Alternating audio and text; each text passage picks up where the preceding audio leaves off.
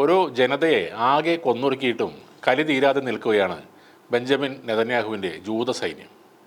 യുദ്ധത്തിൽ ജനവാസ കേന്ദ്രങ്ങളിൽ ബോംബിടുക മാത്രമല്ല, ആശുപത്രികളും അഭയാർത്ഥി കേന്ദ്രങ്ങളും വരെ അവർ തകർത്ത് തരിപ്പണമാക്കി. ഇപ്പോൾ യുദ്ധക്കെടുതി അനുഭവിക്കുന്ന ഗാസയിലെ കുഞ്ഞുങ്ങൾക്കും മറ്റും കൊണ്ടുവന്ന ഭക്ഷണം കൂടി തട്ടിയെടുക്കുകയാണ് ഇസ്രായേൽ സൈന്യം. ഗാസയിലേക്ക് ഭക്ഷണവുമായി വന്ന 109 ട്രക്കുകൾ കൊള്ളയടിച്ചതായാണ് UNRWA, അതായത് United Nations Relief and Workers Agency for Palestine Refugees പറയുന്നത്. കഴിഞ്ഞ വർഷം ഇസ്രായേൽ ആക്രമണം അഴിച്ചുവിട്ടതിന് ശേഷമുള്ള ഏറ്റവും മോശം സംഭവം ആണ് ഈ നടക്കുന്നതെന്നും UNRWA senior emergency officer Louise Wateridge പറയുന്നു. തെക്കൻ മധ്യ ഗാസയിലേക്ക് സഹായം എത്തിക്കുമ്പോഴുള്ള വെല്ലുവിളികൾ ഇത്തരം സംഭവം വ്യക്തമാക്കുന്നു എന്ന് വാട്ടറിഡ്ജ് കൂട്ടിച്ചേർത്തു. UNRWയും വേൾഡ് ഫുഡ് പ്രോഗ്രാമും ചേർന്ന് നൽകുന്ന ഭക്ഷണവും വഹിച്ചുള്ള വാഹനവ്യൂഹത്തിന് നേരെയാണ് ഈ ആക്രമണങ്ങൾ ഉണ്ടായിരിക്കുന്നത്. കരെ അബു സലേമിൽ വാഹനങ്ങൾ പ്രവേശിക്കുമ്പോൾ ഇസ്രായേൽ നോട്ടീസ് നൽകിയിരുന്നു.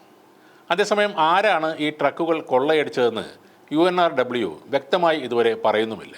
തീരദേശ എൻക്ലേവിലേക്ക് ആവശ്യത്തിനുള്ള സഹായം എത്തുന്നുണ്ടെന്നാണ് തങ്ങൾ ഉറപ്പുവരുത്തിയിരിക്കുന്നതെന്നും മാനുഷിക സഹായം എത്തുന്നതിനെ തങ്ങൾ ഒരിക്കലും തടയില്ലെന്നുമാണ് ഇസ്രായേൽ വാദിക്കുന്നത്.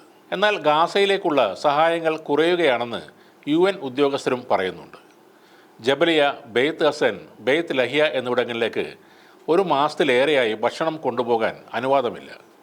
ഇസ്രായേൽ നടത്തിയ കരയാക്രമണത്തിൽ മറ്റ് ഗാസ മുനമ്പുകളിൽ നിന്നും തെക്കൻ മധ്യ ഗാസ ഒറ്റപ്പെട്ടുവെന്നും UN ഉദ്യോഗസ്ഥൻ പറയുന്നുണ്ട്. നിലവിൽ 75,000-നും 95,000-നും ഇടയിൽ ആളുകൾ തെക്കൻ ഗാസയിലുണ്ടെന്നാണ് കണക്കുകൾ പറയുന്നത്.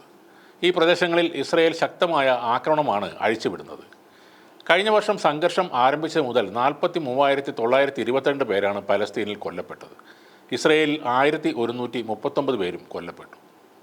ഹമാസിൻ്റെ സാന്നിധ്യം ഇല്ലാത്ത സ്ഥലങ്ങളിലും ഇസ്രായേൽ കനത്ത ആക്രമണം ആണ് അഴിച്ചുവിടുന്നത്. ഹമാസ് എന്ന സംഘടനയെ ഇല്ലാതാക്കുക എന്നതിൽ ഉപരിയായി പലസ്തീനെ ഇല്ലാതാക്കുക എന്ന ലക്ഷ്യത്തോടെ തന്നെയാണ് ഇസ്രായേലും ബെഞ്ചമിൻ നെതന്യാഹുവും ഇപ്പോൾ കരുക്കൾ നീക്കുന്നത്. അതിൻ്റെ തുടർച്ചയാണ് ഈ ഭക്ഷണ ട്രക്കുകൾ തട്ടിയെടുക്കുന്നത്.